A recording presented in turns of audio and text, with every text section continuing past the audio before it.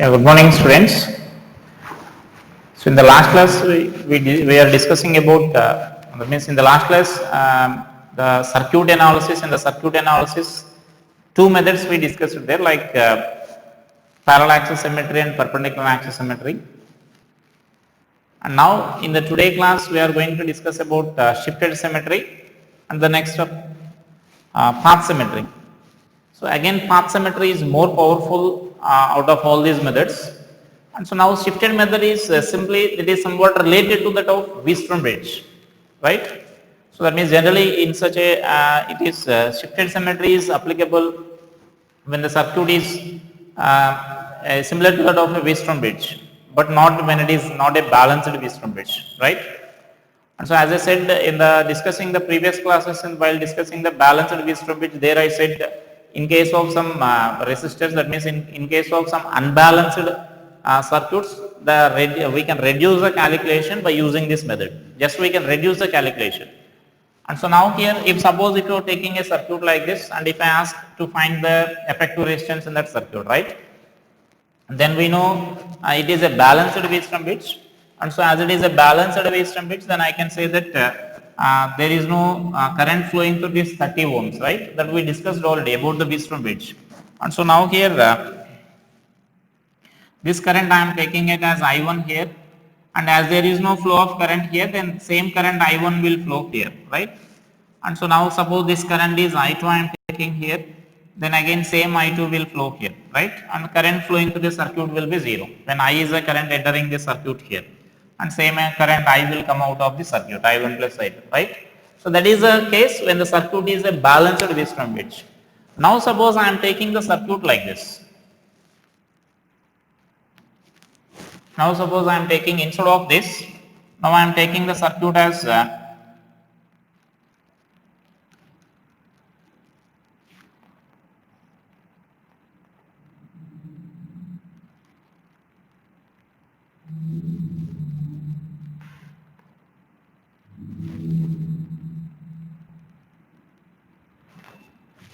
so that means here this is 10 ohms and this is 20 ohms. Here just I am interchanging these two resistors. That means I am shifting this 20 ohms to here, and then this I am shifting this 10 ohms to here, and this will remain as 30 ohms, right? Just I am interchanging these two resistors. Then 20 ohms I am connecting here and 10 ohms I am connecting here. So the resulting circuit is like this. Now is it a balanced circuit? Is it balanced Wheatstone bridge? So if you find this ratio, P by Q is equal to 1 by 2 you will get, and R by S is 2 you will get. So which is unbalanced Wheatstone bridge, right? Now suppose to apply this, that means to find the effective resistance in such unbalanced Wheatstone bridge, our procedure is we apply the Kirchhoff laws. So for the Kirchhoff laws, we should take the current distribution, right? And so now I am taking this as I. And now here suppose this current is I1 and this current is I2, right? Now here the shifted symmetry impedance will comes here. So that means now here if this current is I2, the same amount of current will flow here in the 20 ohms. That means this current will be I2, and here if current is I1, then same current will flow here in 10 ohms. And so that correspondingly here you may take some current distribution here by applying just that junction law. I1 is coming and I2 is flowing like this, then I can take this current as I1 minus I2. That means now some current is flowing in this 30 ohms, right? Now this is nothing but we call it as shifted symmetry. That means even though from this balanced Wheatstone bridge condition, even though resistors are shifted, the current flowing through that resistors will remain same. That means initially here I2 is flowing through the 20 ohms, then here also it flowing through the 20 ohms. So that is nothing but we call it as shifted symmetry, right? And here I can also explain from the beginning in the last class also I am saying that one more method, instead of applying all this symmetrical, we can apply this one more method. That method is nothing but when the circuit is symmetrical at the junction entering the circuit and at the junction leaving the circuit. From here you will get more clarity about that. When the junction is same, that means when the circuit is same at the junction where the current is entering and at the junction where the current is leaving, in the identical paths, same amount of current will flow, that means will enter, and at the same time same amount of current will leave the circuit. Now let us come to this part here. Now this current entering and leaving is similar only, right? So that means now here I am taking I1 and here it is I2. Now I can say that I2 current will flow here because now here 20 ohms is there here. Now this one and this one are similar here, and this one and this one are similar here. So I1 is flowing, and here also that means here I1 is flowing here, then through this 10 ohm I1 current will flow here. So that means like that also now we can say that entering and leaving junctions, identical current will flow through the identical resistor. So here this identical 20 ohms is identical to this. So then here if I2 is there, then I2 current will leave the circuit. Here if I1 is entering the circuit, and here I1 will leave the circuit. So like that also we can say. Now this is a shifted symmetry. So just by applying the shifted symmetry, we can reduce the calculation, that's it. We can't find directly this F2 resistance, or by using this actually we can't find any equipotential points also, just the calculations will reduce us here. We can reduce this because the number of unknowns will reduce, and thereby automatically the calculation will also reduce us here, right? And so then we can simplify the circuit by applying next procedure is we need to apply the Kirchhoff laws only. So we need to apply the Kirchhoff laws. Just by applying the Kirchhoff laws, you can solve the circuit here. Is it clear? So just write that about the shifted symmetry. So first draw the circuit here. So after that circuit, write that in the circuit shown in figure, the circuit shown in figure is a balanced Wheatstone bridge, and so no current flows through the 30 ohm resistor. Let I1 be the current flowing through the 10 ohm, and I2 be the current flowing through the 20 ohm. Let I2 be the current flowing through the 20 ohm resistors respectively.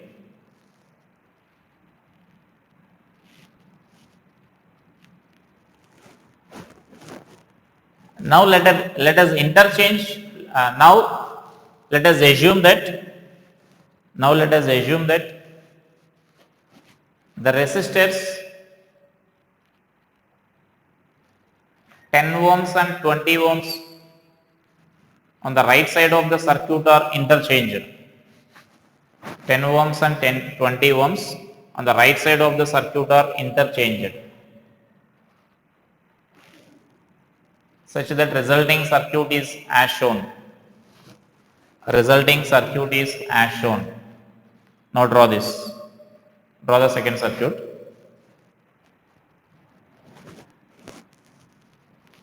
Now such a circuits are said to be in shifted symmetry. That means shifted symmetry in the sense, just if we interchange these two resistors, then we should get a balanced Wheatstone bridge. So that means by interchanging two resistors in the given combination, if you are getting that as a balanced Wheatstone bridge, then we can call it as a shifted symmetry. The circuit is in shifted symmetry, we can call. So now here, so the circuit is shown in figure shown below. Even though the position of 20 ohm resistor is changed, position of 20 ohm resistor position is changed, but still same amount of current I2 will flow through it, and similarly through the 10 ohm resistor also, same amount of current I1 will flow through it as shown in figure.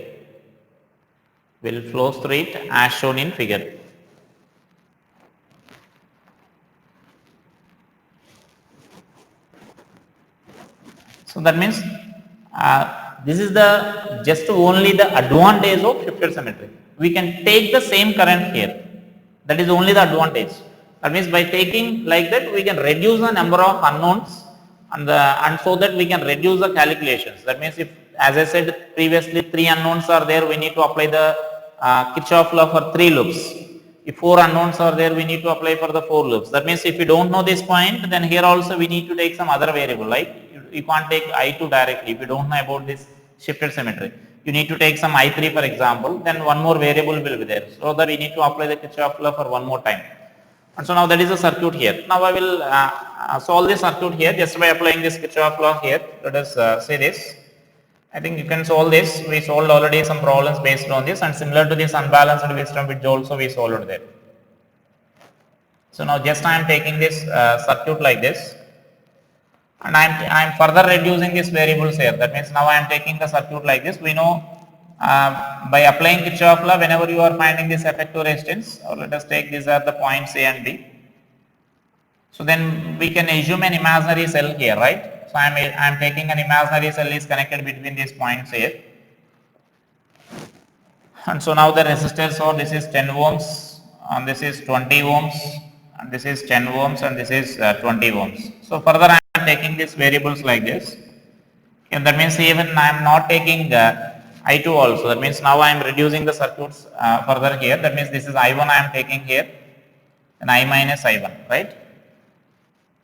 Then this is I minus I1, right? Means here I is the current entering we are taking here. So I1 is current flowing in this way, in this direction. Then I am taking this as I minus I1. Further I am reducing the variables here, right?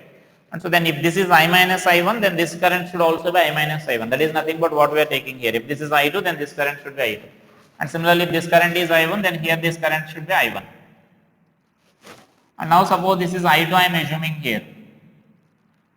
So this current is I2 I am assuming here. So now the variables are like I1, I2 are there. So I2 value you can calculate by applying junction law at this point here. Suppose this is point C and this is D. So by KCL at junction C. So just apply the KCL at the junction C. Therefore this I1 is equal to I2 plus I minus I1. So therefore this I2 is equal to 2I1 minus I. So that is I2 value. Now you can observe that only one variable is there for us, right? Only I1 is a variable. And so now just if you can apply the Kirchhoff law for only one loop, and then you will get I1 value. Then finally you can apply that Kirchhoff law by including the cell, right? So then I am writing like by KVL, any one loop you may consider here. For example, I am taking this outer loop here for AC BDA, right? For this loop I am applying here. And so just you can write like minus 10 I1 minus 20 I minus I1 minus plus 10 I1. This current we are coming like this plus, and this is also plus here, plus 20 of I minus I1, right? So this is equal. So then I will write here minus 10 I1. I think you can divide with the 10, so we can reduce the calculation here. So then I can write this as minus I1 minus 2I plus 2I1 plus I1 plus 2I minus 2I1 is equal to 0. So now let us see the I1 terms here. So then here it is plus 2I1 and minus 2I1. Sorry, here if you are taking like this, then you will get this, all the terms are getting cancelled here. We need to apply like this. We need to apply like this, because if you are applying like this, then total potential is 0 and only that variable is there, that variable gets cancelled here. So then let us apply now KVL for this loop here. Now KVL for the loop ACDA. So let us apply for this loop. Now you will get the relation between I1 and I2 here. So then here I can write this as minus 10 I1 minus 30 I2. This is plus 20 into I minus I1. This is equal to 0, right? So divide with the 10. So minus I1 minus 3I2 plus 2I. I2 means you can substitute that I2 value here by using this equation. So then let us substitute this I2 value here. Minus I1 minus 3 into I2 value is nothing but 2I1 minus I plus 2 of I minus I1 is equal to 0, right? And so now let us simplify this equation. I will write here minus I1 minus 6I1 plus 3I plus 2I minus 2I1 is equal to 0. And now see this, this is 7 plus 2, 9 minus 9I1 plus 5I is equal to 0. Therefore, this I1 is equal to 5 by 9I. So that means now only one variable is there, I1, and we calculated already that variable value now, right? And so now finally we know, we need to apply the Kirchhoff laws by including the cell, and then we can find this effective resistance there. So that means now applying the Kirchhoff law by including the cell here. So for example, I am applying by KVL for loop ACBA. Including the cell, we are applying like this. And so now this minus 10 I1 minus 20 of I minus I1, we are applying including the cell like this. So plus V is equal to 0, right? And so let us write this V is equal to 10 I1 plus 20I minus 20 I1, right? And so therefore this we can substitute this I values, I1 value here. So then this value I can write this as I into R effective, and this is 20I and minus this 10 I1 you will get, that I1 value I am substituting here. 10 into this is 5 by 9 I1. This is I1 value, right? And so now this we can write this as so then I value can cancel here, therefore this R effective is equal to then it is 20 minus 50 by 9. And so you can take LCM and you can simplify this. 180 minus 50 means this is 130 by 9 ohms you will get, right? So that is the effective resistance of this combination here. So that means we already solved this unbalanced Wheatstone bridge problem. Just by using the shifted symmetry, the only advantage is we reduce the variables here. We reduce the variables so that we can calculation will reduce the here. That means if you are not taking such a shifted symmetry, one more variable will be there here. So you need to apply this Kirchhoff law for this one more loop like this, and then we need to solve such a two equations there first. Then you will get I1 and I2 values. Then we need to apply finally this Kirchhoff law here, right? So whereas if you are taking that shifted symmetry, the number of variables will reduces there, so that we can apply this easily, right? So that is shifted symmetry advantage there. Just a calculation will reduces. So simply remember that shifted symmetry means if you interchange those two resistors, it should become a balanced Wheatstone bridge. And so that then we can consider that as a the circuit is in shifted symmetry, and those resistors should be same here.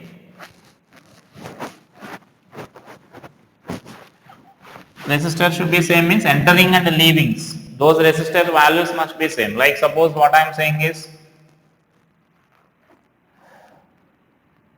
if I am taking the circuit like this,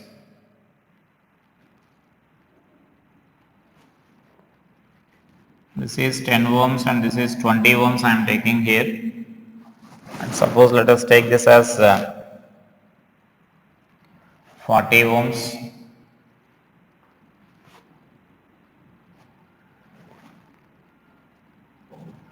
and this as 20 ohms. Let us take this as 30, right? And so now even if we interchange these two resistors now, the bridge will be balanced bridge. That means the bridge will be, if you are interchanging this resistance here and 40 ohms is connected here, then the resulting circuit will be like this. That means this is 10, 20 and this is 20 and here you will get 40. So then P by Q is 1 by 2 you will get, R by S is also 1 by 2 you will get. Now you can't take this circuit as now shifted symmetry, because here resistance and here resistance, or here resistance and here resistance is not same. So when these two resistors must be same and these two resistors must be same, then only we can consider this as a shifted symmetry. So got it? So those resistors, these two resistors must be same and these two resistors must be same. Then you can take same amount of current is flowing here and same amount of current is flowing in these two resistors. Here in such a case, you can't take the same amount of current is flowing in these two resistors and same amount of current is flowing in these two resistors. Only, even though observe here, even though these two resistors are same, you can't take the same amount of current here, because the remaining distribution is changing here, remaining values are changing. When this current I2 here, if this is not I2, if suppose this is I3 for example, then here also definitely current should change here. Same amount of current is not exist, even though only these two resistors are same. Remember, this pair and this pair must be same. Then we can take that. That means if it is 20, then here if it is 10 is there, then you can take the same amount of current in these two resistors. So that point you should remember when you are applying this shifted symmetry. The resistors values must be same. 20 and 20 and 10 and 10.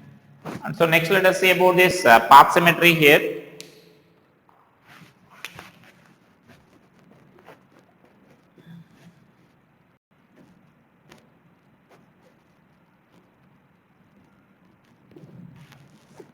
So actually this path symmetry is more powerful or more useful.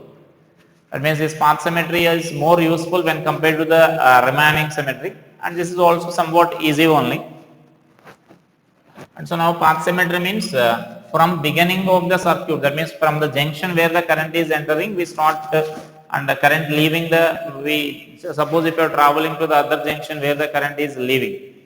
If suppose in any of those paths, when you are traveling like that, if you are taking any paths there from one point to other point in the given circuit, or from the beginning of circuit to the ending of the circuit, if any identical configuration of the paths, that means identical paths are there. Identical paths means same amount of resistance must be there and the same configuration of the resistors must be there, right? And then such a paths are said to be identical paths. When the paths are identical, what will happen is, in the beginning of the paths, the current will divide equally. That means identical current will flow through them. So if you are able to identify such identical paths, then we can identify the equipotential points easily, right?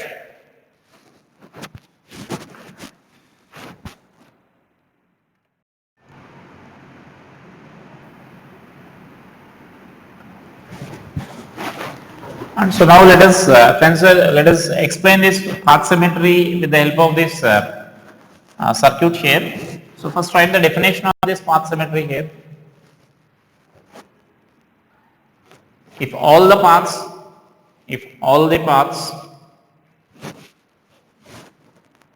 from one point to another point, if one point to another point have same configuration of resistors,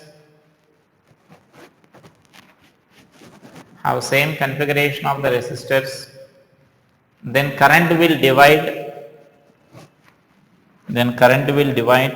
equally among them. Current will divide equally among them. And that means here I am saying for all the paths I am saying here, if suppose more number of paths are there, out of them sometimes two paths may be identical and the remaining paths may be not identical paths, unidentical paths. Then current will divide, same amount of current will flow through both the identical paths. Then the remaining paths which are not identical, then different current will flow through that. That means if some of the paths are identical, then that sum of the current will flow through, the same amount of current will flow through that.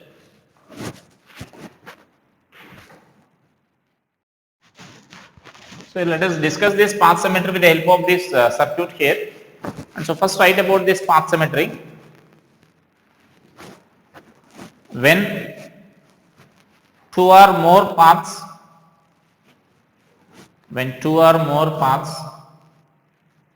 from one point to another point,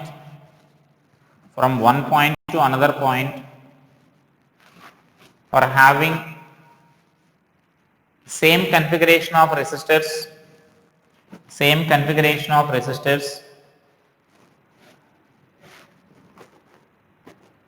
then those paths are said to be identical. Those paths are said to be Those paths are said to be identical, and the same amount of current will flow through the identical paths. Same amount of current will flow through the identical paths. Right? So that is a path symmetry meaning here. The configuration of resistors must be same amount of resistors, and the configuration of the resistor should also be same. Then same amount of current will flow through the identical path. If you are able to identify the identical paths, so as the same amount of current is flowing through them, you can easily identify that equipotential points. Once if you identify the equipotential points, then you can reduce the circuits as we discussed it in perpendicular symmetry there, right? So this is also most useful, so listen it carefully. And so now starting from this point D I am considering here, we need to reach the point DF, that is the final point of the circuit. And so now let us identify how many paths are there and whether they are identical or not, let us consider, right? And so now here at the beginning, two paths are there. That means along this AB and AC, two paths are there. Now let us discuss whether those paths are identical or not. That means when you are traveling from ABEF and when you are traveling from ACDF, whether the paths are same or not. That means they are having the same amount of resistors, right? And the same configuration of resistors also. Configuration means here at the point B, if I consider here, for example, say this 1, 2, 3, 4, 5. 5 resistors are connected here, and at the point C also 5 resistors are connected. At point D also 5 resistors are connected, and point D also 5 resistors are connected. That means this part and this part is exactly same, right? And for example, if this part is not there, only this lower part is there, but upper part is not there, then you can't say this ABEF and ACDF paths are identical, because configuration of resistor, even though same amount of resistor, suppose directly if you are traveling from here to here, or 3 resistors we are crossing here also or 3 resistors, 3 we are crossing here, but configuration of resistors is not same. If this is not there, I am saying, if this upper part is not there, then lower configuration and upper configuration of the resistors will be different. And so then in that case, you can't say both the paths are identical. But now, as it is present, then both the paths are identical. So if the paths are identical, then what we are concluding is current will divide equally, or same amount of current is flowing through them. So same amount of current is flowing through them means I can say this I by 2 and I by 2 current will flow through this, right? And so that when I by 2 and I by 2 current is flowing through that, then from this you can identify the equipotential points. Can you say which are equipotential here? When here current is I by 2, the potential difference between AB is I by IR by 2. Similarly here IR by 2 you will get, right? And so then we can conclude that B and C are at same potential, and therefore we can write like potential at B is equal to potential at C, and similarly, so that means here previously I mentioned like when entering and leaving junctions are same amount of current should enter and the same amount of current should leave. That means identical current should enter and identical current should leave. That means here if I by 2 and I by 2 is entering, so same I by 2 and I by 2 should leave here, right? And so if I by 2 and I by 2 are leaving, from this we can conclude that these two junctions should also the same potential, right?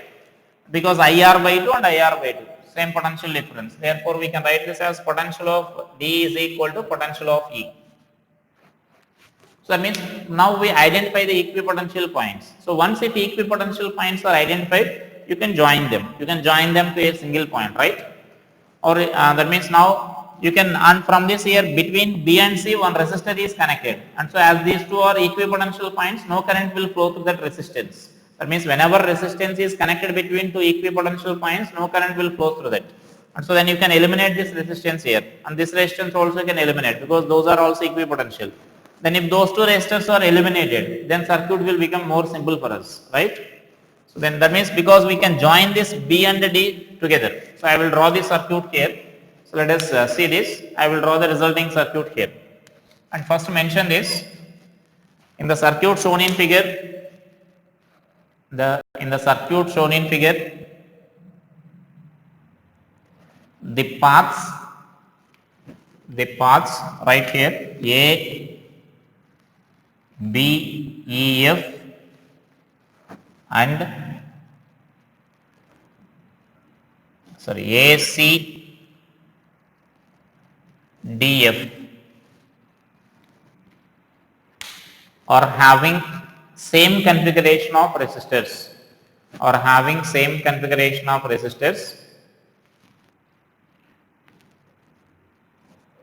and so current in the beginning of these paths must be same. Current in the beginning of these paths must be same. So that is I by 2 and I by 2, let us take.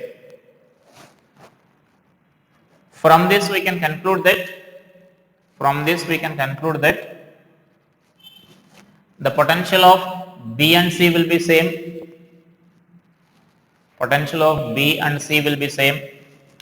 And similarly potential of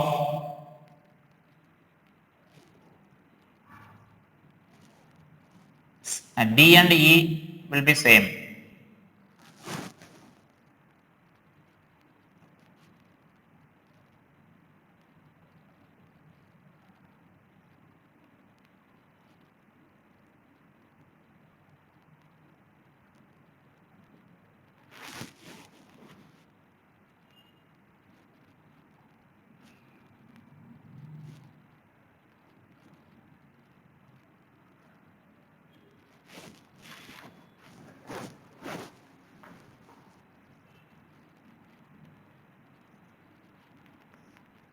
Now see this, I am redrawing the circuit here.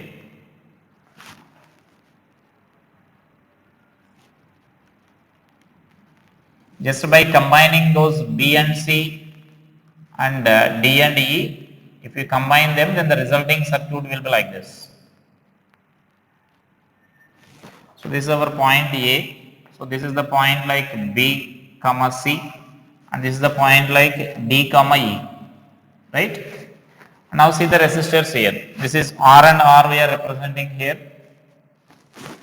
This is 2R because R and R both are in series, and here also 2R. So this is 2R and this is also 2R. And next here as these 2 points are combined here, that means I can remove this diagonal here and I can connect here, right? We solved already such a problems previously when there is a conducting wire here, because if conducting wire is there, then D and E will be at same potential. Even now also we are saying that they are at same potential. So I can remove this connection here and I can connect here. And so then these two will be in parallel, and similarly I can remove this connection from E and I can connect at the point D. Then you can easily say that these two are in parallel. Now we are combining all of them to the same point. So these 4 resistors will be in parallel, right? And so then such a 4 resistors are there here. So then these are the 4 resistors here. Then middle resistance won't be there. So then this is R, and this is R, and this is also R. Such a 4 resistors. And similarly, additionally, this resistance will be there here, 2R. And next, these 2 resistors will be there here, R and R. And so now we can further simplify this. So that R effective I am writing here. So when you write this R effective here, you will get R by 2 plus. That means now this part and this part all are in series you will get. So directly I am writing here R by 2 you will get. And here it is total, this is total R you will get here, 2R and 2R I am simplifying first, R you will get, then total 5 resistors will be in parallel. So R by 5 you will get. So that resistance will be R by 5 plus, and here also this is R by 2 you will get. And we can simplify this, 5R plus 2R plus 5R by 10. And so that this is 12 you will get, so it is 6 by 5R. So that is our R effective here. Got it? Now see this, such a complicated circuit also we are solving very easily. Just it becomes a series and parallel combination if you are identifying the equipotential points. So for identifying such equipotential points, just we are applying this technique here, path symmetry. So from beginning to ending, if the paths are identical, then current in the beginning of that identical paths will be same. So that same amount of current will flow into them. So from that we are applying this equipotential points there, right? That means we are simplifying the circuit there. So now let us see one more example here based on this, so that you will get more clarity about this.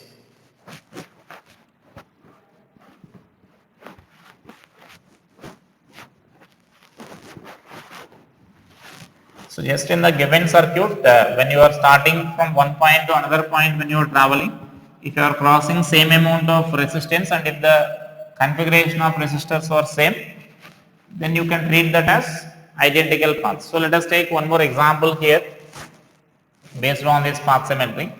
Now I am taking a cube example. By taking the cube example, you can explain this path symmetry here.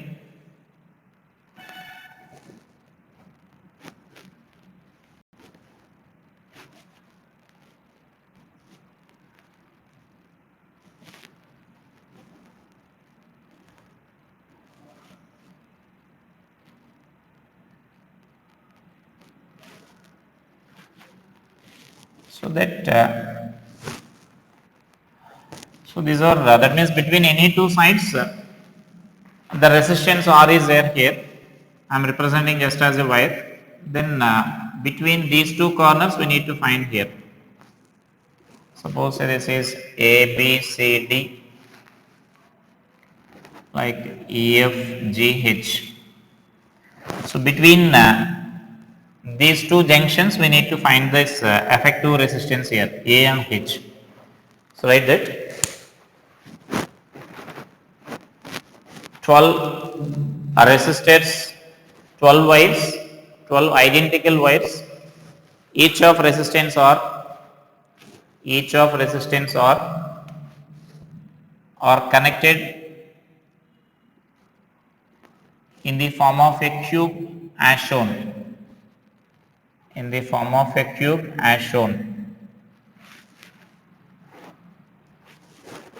Then find effective resistance.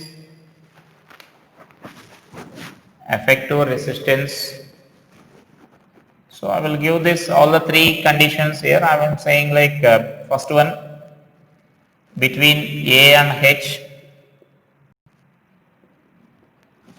Second one, take A and F adjacent corners, and the third one, let us take A or F and G or F and H, means phase diagonal. Now first one is body diagonal, A and H means across the body diagonal we are finding here, and the second one is adjacent sides, A and F means, and the third one is F and H means that is the phase diagonal. For any across any phase diagonal we are finding the resistance. So now this actually for this there are different methods are there. Now we are going to discuss by path symmetry, right? And so now here our first let us take about this body diagonal A to H. We are discussing about this, right? And so now to travel from this A to H there are different paths are there. Suppose here three paths are available here. So then when you are traveling along those three paths, if the same amount of resistance you are crossing and if the configuration of resistors are also same, then you can consider them as identical. So right, now suppose one of the path I am taking like this. So A, and this is A, F, E, R, that means R, 2R, 3R. 3R resistor we are crossing here, right? And next I am taking the path like this path A, B, G, H, R, R, R. 3R resistor we are crossing here. And next let us take suppose this path here A, D, C, H, R, R, 2R, 3R. That means 3R we are crossing here. And you can also observe this identical. That means this is one path we are taking here. This is another path we are taking here. Second path. And the third path we are taking here. Now the resistors, all the configuration is also same. Now see the configuration means, let us see here. Along this path, after crossing the first resistor, now you see this, two resistors are joining here. Now for this also, if you are traveling along this, After crossing the first R, two resistors are joining here. Across this, two resistors are joining here. So configuration is same. And next, even if you are considering the second step also, after crossing the 2R, two resistors are joining. After crossing the 2R, these two resistors are joining here. And after crossing this 2R, that means after reaching this, these two resistors are joining there. That means configuration of resistors is also same. And so that what we can say is all the paths are identical. That means here A, F, E, H, comma A, B, G, H, and the another path we are writing is A, D, C, H. All these three paths are identical. So current will divide equally among those.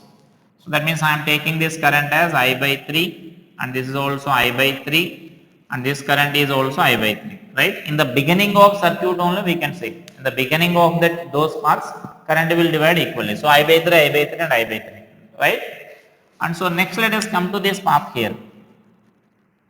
In one of the path I am taking, we are reaching this junction, and at this junction now again two paths are available, right? At the two paths are, that means path symmetry may not be there only in the beginning of the circuits. In some intermediate paths also the path symmetry may be available or may be there in the given circuits. So that means here in the beginning we discussed already path symmetry is there, so that we are discussing, we are dividing the current equally. In the intermediate paths also the path symmetry may be available, that means path symmetry may be there here. Now see this, after reaching the point B, again two paths are available to reach the point H. So one path is, see this, BCH, and other path is BGH. Is both are same? Exactly, both are identical. R or 2R, and this is also 2R. And you can observe this, after crossing R, two resistors are joining, after crossing this two resistors are joining, and those two resistors are reaching the H directly, right? So their configuration is also same. And so that what we can say is current will divide equally among these two paths, right? Again this current, whatever the current reaching this junction will divide equally.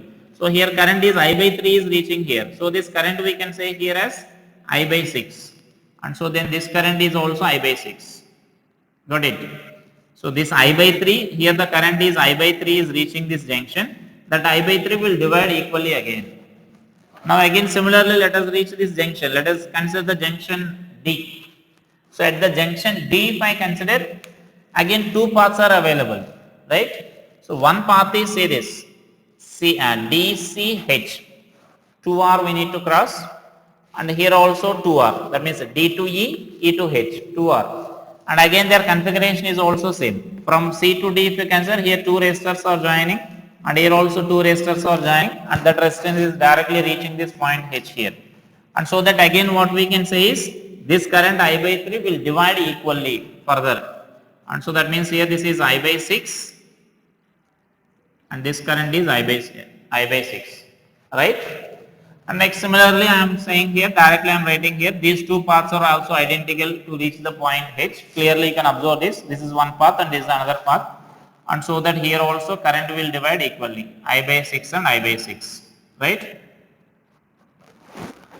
And next, so then next let us consider further division of this current here. Now suppose I am taking this junction E, right? At the junction E let us take this current here. From F, I by 6 is coming, and from D, I by 6 is coming, right? Observe this, I by 6 is coming from F to E, and I by 6 is coming from D to E. So the total current flowing in this resistance we can write as I by 6 plus I by 6, so which is I by 3. Got it? I by 6 and this is I by 6. Next similarly let us consider this junction G. From this I by 6 and from this I by 6, right? And so that this current will be again I by 6 plus I by 6, I by 3. Next let us consider this junction.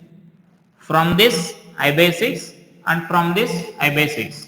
So that this current is I by 3. So then from the beginning I am saying one point here. When the that means when the junction leaving the current entering the circuit and leaving the circuit are identical, identical current will flow through the identical path. So that means here you can observe this I by 3, I by 3, I by 3 is that initially it is dividing like that, and same I by 3, I by 3, I by 3 is joining here to get the total current I, right? And so now the current distribution is completed. So now as all the paths are identical paths are from beginning to ending, all the identical paths are available here. No need of taking any variable. We are not taking single variable in this. That means I1, I2, I3 we are not taking. So directly identical paths are available from beginning to ending, so that we are dividing the current in each branch there, right? And so as there is no single variable, so we can now directly say this total, we can apply the Kirchhoff law finally, then you can apply this, by applying the Kirchhoff law you can calculate this effective resistance here. That means actually in this also, as we are identifying the that means identical paths or the current distribution is over, you can identify the equipotential points. If you identify the equipotential points, then you can say that B, D and F, these three are equipotential, you can join them. And similarly C, G and E, those three are identical, you can join them. And to join them you will get more confusion here. If you are joining them and if you are drawing this, you will get more confusion here. You may try that. If you are joining these two, and that means these three here, these three resistors will be parallel, that is very clear. And if you are joining C, G, E, these three resistors will be parallel. And in the middle resistors also, some of them will become parallel there. That means which resistors are becoming parallel and how they are becoming parallel, you need to calculate more carefully if you are combining like that. Now instead of that, what I am doing is, as the current distribution is over, I am assuming an imaginary cell here. I am assuming an imaginary cell is connected between those 2 points, and I am applying the Kirchhoff law as the current distribution is over for us. So then by KVL, you can take any one of the path here, including this cell. Here you may take any one of the path, right? Either you can travel like this, or you may travel like this, or you may travel like this, or here you may travel like this. Any one of the paths you can follow. So you will get the same value here. So for loop A, B, C, H, A, that means I am traveling directly along this path, including this L here, right? And so that I am writing these values here. So see this. Here current is I3. So I3 into R minus I by 3. I by 3 into R. Next here B to C. Current is I by 6. Minus I by 6 into R. Next from C to H. I by 3. So minus I by 3 into R. Plus V. When you are reaching this point here. Plus V is equal to 0. Right? Therefore I can write this as so take LCM here, so 5 by 6 IR you will get, right, if you are adding all these values. And so therefore this, we know this value, V value we can write it as I into R effective, so then it is 5 by 6 I into R, therefore that I value can cancel here, and therefore this is 5 by 6 R you will get. So that means after taking this current distribution in this problem, if you are applying this Kirchhoff law, then we are getting it more easily. In the previous problems we joined the junctions there, right? Here also you may join the junctions and try to solve that problem. And actually because it will be difficult, you should join those junctions carefully. That means as I said, you need to join the junctions B, D, F. These 3 points you should combine together. And similarly C, G, E. So try join those junctions and calculate the effective resistance. That means if you join them, you will get directly series and parallel combination of resistors. So you should get that effective resistance as 5 by 6 R we should get, right? So that is, now try this. Join these junctions and find the sum. These resistors will become totally series and parallel combinations, and find the effective resistance there, right? That means you can easily say that try yourself. That means here 3 resistors will be in parallel, and these 3 resistors will be in parallel. In the middle totally 6 resistors must be in parallel. You will get totally 6 resistors in parallel. Identify them which of them are in parallel, and redraw the circuit by joining them and simplify that. So I am saying the hint also here 3 and ending 3, these 3 resistors, middle total 6 resistors you will get in parallel. So identify that. And now let us take this points A and F.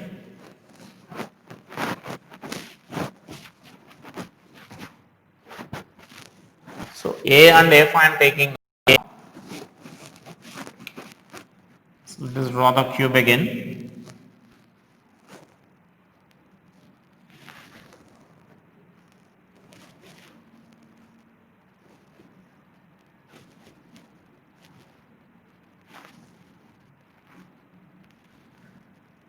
Right. So this is our what we consider A, B, C, D. So this is E, F, G, H. Right.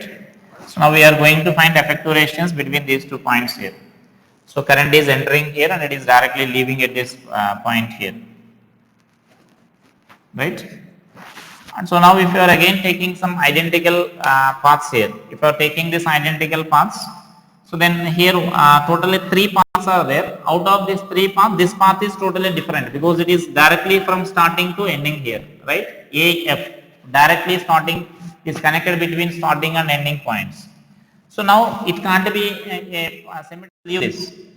So let us leave that path. Then let us think about the remaining 2 paths here, whether they are identical or not. So that means now here suppose one path I am traveling like this. So this is R, R, R, 3R. And you can also travel like this, 3R, right? Or you may travel along this also even if you consider. That means this path and this path is identical, right? Because same amount of, that means same amount of resistance we are crossing and same configuration of resistors will also be there, right? And so in that case, we can say that only out of those 3, only 2 paths are identical, right? So let us take the current distribution in them as same. So now here I am taking this as some I1 and I1 I am taking here. This current as I1 I am taking, and then this current is also I1, and let's suppose I is the total current. Then this remaining current I minus 2I will flow here, 2I1, right? And next. So then current is reaching here and this current is reaching here, right? And so next here, now let us think about the distribution of the further division of the current here, whether the current is, how the current is divided. That means whether again this further identical paths are there or not, let us think here. When you are reaching this point and when you are reaching this this junction here, that means B and D, about this B and D, let us think here. And actually we can say that as the resistance is same here, you can say that B and D will be at same potential, right? Because here potential drop is I1R and here also potential drop is I1R. R is there for every path here. So as I said in the previous problem, between any 2 junctions the resistance is R.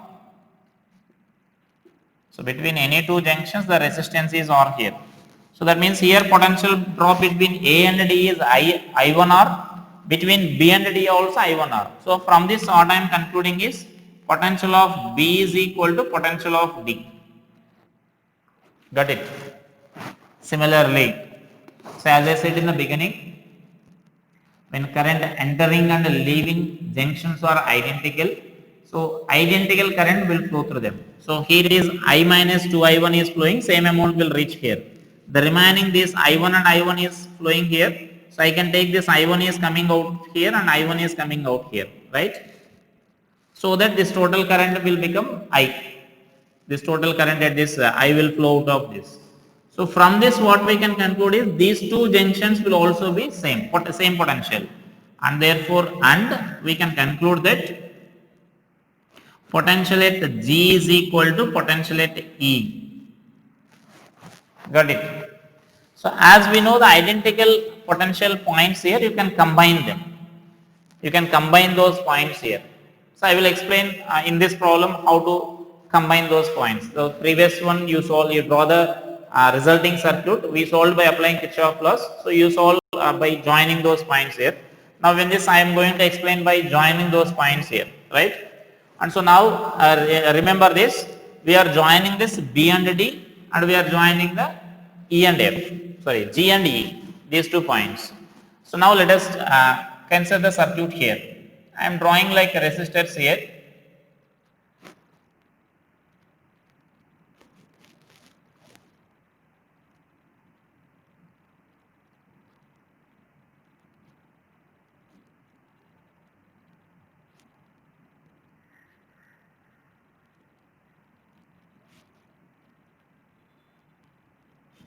Right. So this point I am taking it as like B comma D. One junction here I am taking here. So when you are joining this, the remaining these two will be there. Here 2 more resistors are there here. So you should redraw this circuit more carefully by combining those points there. So just you need to first identify that which resistors will become series and which resistors will become parallel here. So identify this. When you are joining these B and D, these 2 resistors will be in parallel, these 2 resistors will be in parallel, these 2 resistors will be in parallel, because we are joining the top points also, G and F also. Similarly, these 2 G and E also, these 2 resistors will be in parallel and these 2 resistors will be in parallel. So that means here you will get such a one more combinations like this. So here these 2 resistors will be in parallel.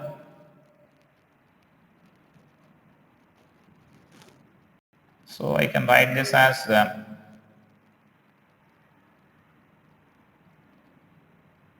means here also 2 more resistors will be in parallel. We need to represent 2 more resistors there.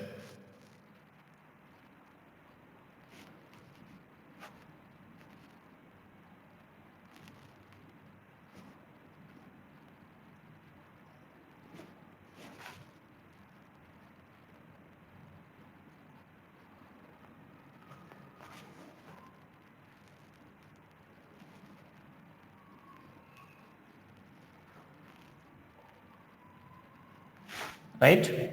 So now let us observe the junctions here. This is B comma D and this is E comma F, E comma G, right? And so now let us write this. This is the point H and this is our point A and this is F. So current is entering here and current is leaving here. Now that is the resulting circuit. By identifying equipotential points, we are joining them. When you are joining them, you will get a circuit like this. And so now you can simplify the circuit now. I think you can solve this circuit here, right? So that means R by 2, R by 2 and this is R by 2 and R by 2 and this is all, this will remains R only. That means this will be only one resistance will be there here. This resistance, C2H resistance. So now further simplify this circuit here.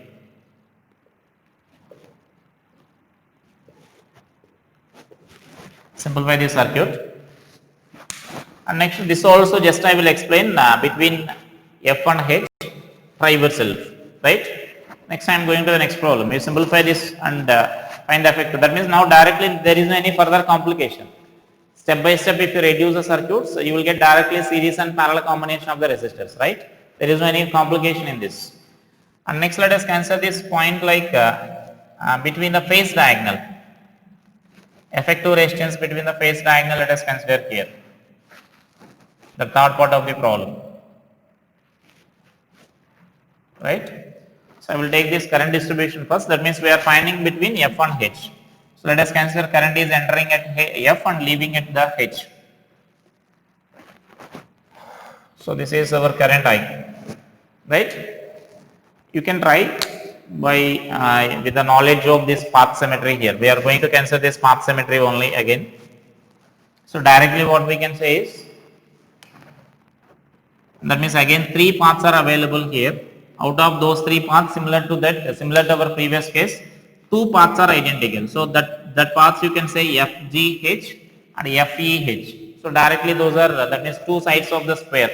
So that means those are identical here. So I am taking this current as I1 and this also I1 I am taking here. So the remaining current will be there along this path. So that means I minus 2I1 will be there along this path, right? Because definitely you can say that this is not symmetrical with those two paths, right? And so again what we can say is, as the current is same in those 2 paths, the potential of E and G must be same, right? Potential of E and G must be same. and so that you can consider that potential is same here. So that I can write this potential of E is equal to potential of G. Why it is same? How we are saying those are same potential? Potential difference is IR1, I1R, and potential difference here also I1R. So that these 2 points must have, that means their potential difference is same across them, means these 2 points must be at same potential, because one point is already common for both of them. And next here, we need to apply one more concept here. Like I am saying from the beginning, when current entering and leaving junctions are similar, then similar current should flow through the identical paths or similar paths here. So that means now let us come to the leaving junction. At the leaving junction, if I consider I1 and I1 is flowing like this, so directly you can say that this I1 will become like this and I1 is coming along this direction here, right? Now through this path, the current must be, whatever it is coming along this, the same current should flow here. Now this path is identical to this at the leaving and ending junctions, right? And so this current must be equal to I minus 2 I1, right? And so now here the important point you should observe is, with this point now we can simply solve the circuit. And so now with this point what we can say is, whatever the current, that means here current I1 is flowing and here current I1 is flowing along this path here. This I1 is reaching this and I1 is flowing along this path here, right? That means there is no division of current along this. There is no current flowing in this. Similarly here, there is no current flowing here. Same I1 is flowing from F to G and then same I1 is flowing directly from G to H. So there is no division of current at this point also. And so from this we can conclude that these resistors will be ineffective. That means we can remove them. And because here even if you consider this current here, I minus 2 I1 is coming, out of that it will divide equally among those paths here. Suppose I am taking this current as some I2. Then here current will be I2 by 2 and here also current will be I2 by 2. So that current will join here I2 by 2 and this is also I2 by 2. Here also current is I2 by 2, half of this. That current will join here and so that you will get this total current as I2. Got it? That means here also from this what we can conclude is, here there is no division of junction here. So that means this resistance will become ineffective. This resistance and this resistance will become ineffective. Is it clear? That means there is no current flowing here. There is no current division of current taking place at this, and so no current is flowing at that path there. So when you are removing those resistors, then circuit will be easy here. When you are removing those resistors, I will remove those 2 resistors here. So when you remove those 2 resistors, then see the circuit will become more easy. So that circuit you can draw like this, right? And so now that is the resulting circuit. If you remove those resistors there, now these 2 will be in series, these 2 will be in series, both are in parallel. Similarly here these 2 will be in series, these 2 will be in series and these 2 will be in series, both are in parallel. You can solve the remaining circuit. Like I will draw the remaining resulting circuit here. So I can draw this circuit as at the top, this is the path, the resistance here. I am replacing them as a single resistor. Those 4 resistors I am replacing them. So now this is our starting point here F and this is the final point H. So then here this 2R and 2R both are in parallel, you will get R. Similarly here 2R and 2R both are in parallel, you will get resistance R. Now here single resistor R is there here and similarly here single resistor R is there here. Now we can simplify this. These three are in series and that will be in parallel with this. And so that you can write this effective resistance as 3R by 4 you will get that R effective value. So that is across this phase diagonal. And so then that is the resistance calculation in case of a cube with the help of this path symmetry. And so this path symmetry is more useful than that of remaining techniques. So this path symmetry is very important, and understand this path symmetry problems thoroughly. And we will discuss some more problems based on the path symmetry in our next class. Right? Thank you.